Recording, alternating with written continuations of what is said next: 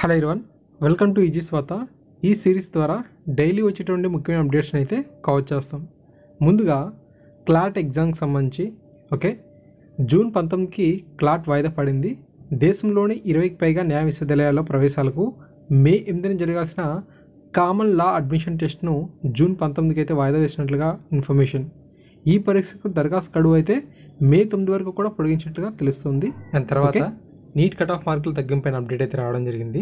Neat 2021 PG వైద్య విద్య cut off మార్కులను 15% తగ్గిస్తూ కేంద్ర ఆరోగ్య కుటుంబ సంక్షేమ శాఖ నిర్ణయం తీసుకుంది. దీనివల్ల జనరల్ అభ్యర్థులకు 35% అంటే 247 మార్క్స్ అనమాట.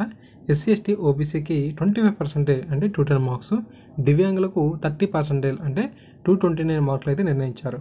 కట్ ఆఫ్ మార్కులను తగ్గడంతో దీనికి అనుగుణంగా అర్హులైన అభ్యర్థులు కఠిన కోటాలో దరఖాస్తులు చేసుకునేందుకు వెసులుబాటు కల్పిస్తూ కాళోజీ ఆరోగ్య విశ్వవిద్యాలయం వారు మంగళవారం ప్రకటన విడుదల చేసింది. ఈ యొక్క అప్డేట్ని మీరు తప్పకుండా మీ మిత్రులకు షేర్ అనేది చేయండి. అండ్ తర్వాత త్వరలోనే ఓబీసీల వర్గీకరణపై ప్రాథమిక నివేదిక రిలీజ్ కాబోతుంది. ఈ నెలాఖరుకు కేంద్రానికి జస్టిస్ రోహిణి కమిషన్ నివేదికను సమర్పించనున్నారు. జూలై 31వ తారీఖుకి చివరి నివేదిక అయితే వస్తుందంట. ఈ ఓబీసీకి సంబంధించి 20% రిజర్వేషన్లు 4 ఉపవిభాగాలు ఉండబోతున్నాయి. కేంద్ర ఓబీసీ జాబితాలో 2633 కులాలను ఆయా రాష్ట్రాల్లో ఉన్న వారి జనాభా ఆధారంగా 4 ఉపవిభాగాలుగా వర్గీకరించాలని ప్రతిపాదన. మొత్తం 20% రిజర్వేషన్లను 2%, 6%, 9%, 10%గా నిర్ణయించి ఏ కేటగిరీలో ఏ కులం వారు ఉండాలన్నది ఖరారు చేయనున్నారు.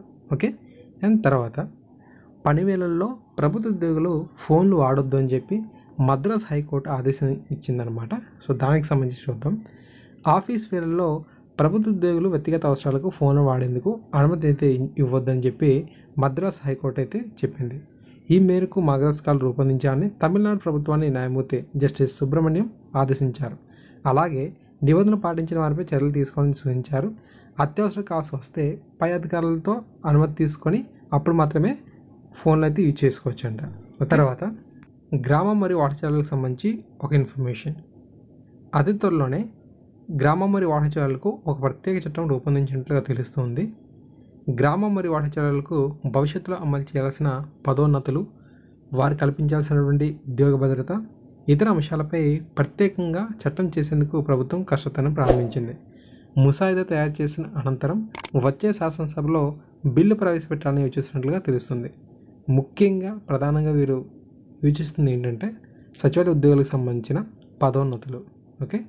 దీనిపైన మనకు చట్టం రాగానే క్లారిటీ అయితే వస్తుంది. సరేనా? తర్వాత ఆంధ్రప్రదేశ్లో ఏప్రిల్ నుంచి ఒంటిపూట బడులు అయితే ఉండబోతున్నాయంట. రాష్ట్రంలోని పాఠశాలలో వచ్చే నెల మొదటి వారం నుంచి ఒంటిపూట తరగతులు అయితే నిర్వహించున్నారు.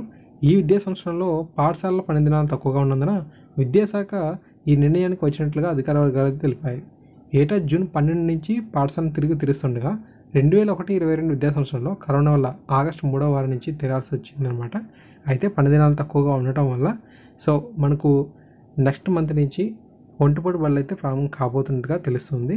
ఇక వేసవి సెలవుల విషయానికి వచ్చినట్లయితే ఇవి మే నుంచి జూన్ వరకు కూడా ఉంటాయంట. మే నుంచి జూన్ వరకు కూడా వేసవి సెలవులు అయితే ఉన్నాయి. అండ్ తర్వాత తెలంగాణకు సంబంధించి ఫీల్డ్ అసిస్టెంట్ ఎవరైతే ఉన్నారో వీరందరికీ సీఎం వరాలు ఇచ్చారు.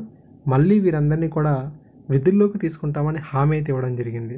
అంతేకాకుండా సెర్ప్ మెప్మాలో పనిచేస్తున్నటువంటి సిబ్బంది ఎవరైతే ఉన్నారో వీరికి ప్రభుత్వ ఉద్యోగులతో సమానంగా వేతనాల చెల్లింపు అయితే చేస్తామని చెప్పి అంటున్నారు. అంతేకాకుండా మిడ్ డే మీల్స్ కార్మికులకు వేతనం పెంచారు. తర్వాత ఉక్రెయిన్ నుంచి వచ్చిన విద్యార్థుల యొక్క బాధ్యత తమదిగా సీఎం కేసీఆర్ అయితే ప్రకటించడం జరిగింది. వీరి యొక్క మెడిసిన్ చదువులు అనేవి డిస్కంటిన్యూ కాకుండా ఎంత ఖర్చు అయినా ప్రభుత్వం భరిస్తుంది. దీనికి సంబంధించి కేంద్రానికి ల్యాక్ కూడా రాస్తామని చెప్పి అన్నారు. 700 పైగా విద్యార్థులు అయితే వెనక్కి అయితే తెచ్చుకున్నాం. వీరందరి యొక్క చదువులపైన భారం ఏదైతే ఉందో అది ప్రభుత్వం భరిస్తుందని చెప్పి చెప్పడం జరిగింది.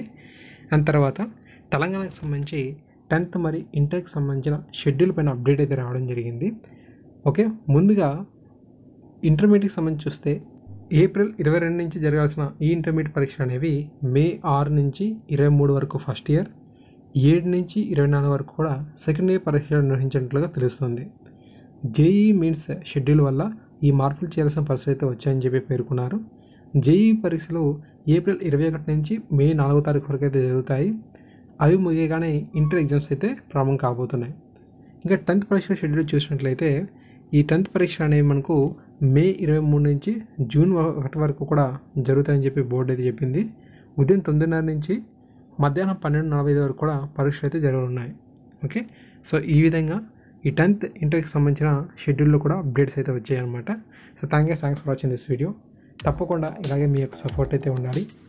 మరిన్ని ముఖ్యమైన అప్డేట్స్ మీ ముందుకైతే రావడం జరుగుతుంది. Stay tune.